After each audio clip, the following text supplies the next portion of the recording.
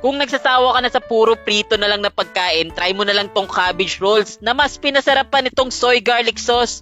Ay grabe guys, pag natikman mo to, makakalimutan mo yung pangalan mo eh. Nakaka-addict talaga at madali pang gawin. Kaya tara, so gigilingin ko nga lang pala tong carrots, sibuyas at bawang dito sa isang food processor. Then pag nagiling na nga, syempre ihahalo na nga natin yan dito sa 500 grams lang na giniling na pork. Lagyan natin ng green onions, paminta, asin, sabay oyster sauce, maglalagay din ako ng asukal, isang itlog at cornstarch para mag-bind lang. Imemekos-mekos lang natin to at pag nahalo na nga, itatabi na muna natin to. Para naman to sa wrapper, Pechay Baguio lang yung ginamit ko dito at binanlaan ko lang sa mainit na tubig for 1 minute. After nun, syempre, ibabalot na nga natin dito yung giniling mixture. Naka almost 30 pieces ako dito at syempre, i-steam ko na nga yan for almost 10 to 15 minutes. Then pag naluto na yan, syempre gawa na nga na tayo ng soy garlic sauce. Ginisa ko lang muna tong luya. Then sinunod ko na rin yung garlic. Oyster sauce at toyo yung mga pampalasa ko talaga dito.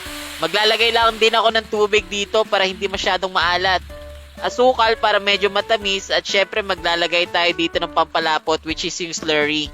Konting halo-halo lang, then meron na tayong soy garlic sauce, okay na yan. Medyo plating na nga lang tayo dito at ibuhos na nga natin yung sauce na nagawa natin kanina, o diba? Lagyan natin ng sesame seeds para aesthetic kumbaga. So eto na yung cabbage rolls ko, salamat sa panonood.